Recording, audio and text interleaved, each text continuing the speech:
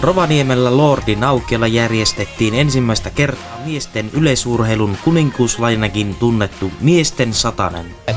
Eli kysehän on nyt siitä, että kun täällä Rovaniemellä on järjestetty aina tämä naisten juoksu, niin nyt on vastapainoksi tehty sitten miesten juoksu. Ja ideahan on se, että juostaan 100 metriä, mutta tarkoitus ei ole päästä saman tien maaliin. Ja siinä on tarkoituksena se, että jokainen osallistuja saa kisapaidan ja kisapassin. Ja kisapassilla voi lunastaa sitten tuolta virvoitusjuomia matkan varrella ja siellä on ruokaa myöskin tarjolla. Ja sitten meillä on pääpalkintona aivan mahtava auto, 100 auto ja muitakin älyttömän hyviä palkintoja on.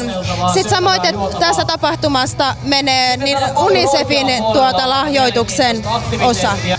Tapahtuman yhteyteen oli järjestetty naiskaunottarien sekä osallistuvien miesten välistä vesilentopalloa sekä alkulämmittelyä.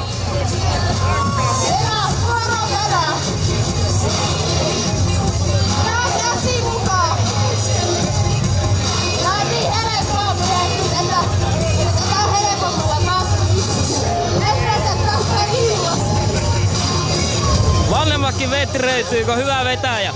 Kyllä näin on, ehdottomasti. Tää tekee hyvää vanhemmallekin kyllä. Mikäs on päivän tyyli?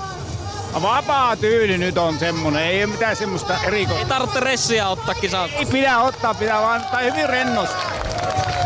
Mikäs on päivän tyyli tänään? Mä tässä mietin itsekin kun mies olen, niin... Vapaa, mutta pakollinen. Tässä on kesälomaa vähän taustalla, niin se on terassi on aika hyvä harjoittelupaikka.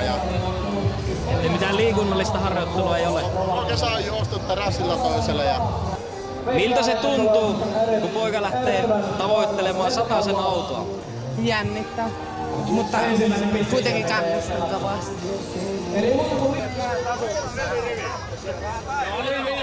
Tuleeko pojille voitto tästä?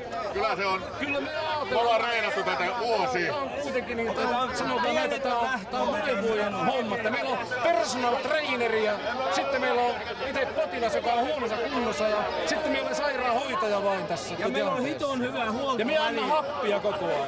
Meillä on 3 juottopistettä. Ne on tärkeitä. Ja itse kisaan.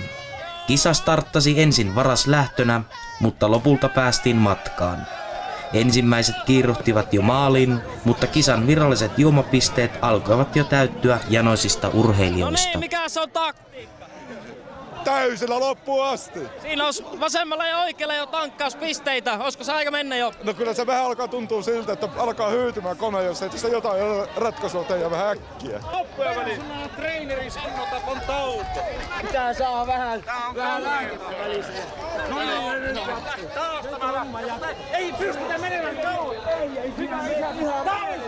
Tauko. Ei, hyvä, ei. Happia. Annetaan happia. Perhana treeneri. Minä nostan lippua. Joo, nostamaan. Hyvä. Otetaanko toi? Miltä tuntuu? Lähteekö? Miten nesteytys? Siinä on oikealla vasemmalla puolella. Kummalle veet? Tankkauspisteet. Kyllä mennään voimajana puolelle. Me ei ole mennään sille oikealle. Tuonne puolelle. Vähän perruuttaa. Me pitää perruuttaa. Siinä on pitelemistä. Saatana peli sai sen raivoon. Me meinas mennä jalan.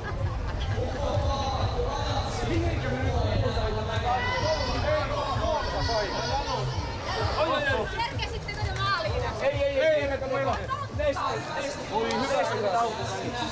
Minä pian tätä nesteytyspolua täällä ylhäällä, niin laitetaan jostakin jotakin. Oletteko te kannustusjoukkoja täällä? Ollaan kovasti. Miltä se tuntuu? Tuleeko pojille voitto tänään? Tulee aivan ehdottomasti.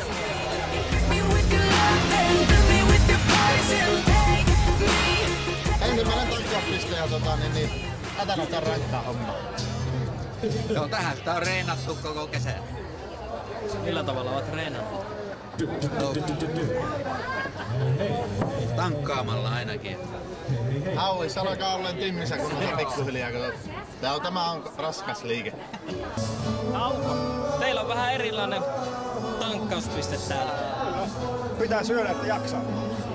Puoliväli. Puolessa välissä pitää tankata vielä 50 metriä ylämäki. Korkeusero on monta metriä. Ja tämä on just se puolivälin krouvi. Kisatapahtumassa oli useita satoja osallistujia sekä katsojia. Yritetäänkö tästä kisasta saada ihan perinteikästä, eli järjestää joka vuosi? Kyllä, tästä on tarkoitus saada ihan perinteikäs tapahtuma joka vuosi.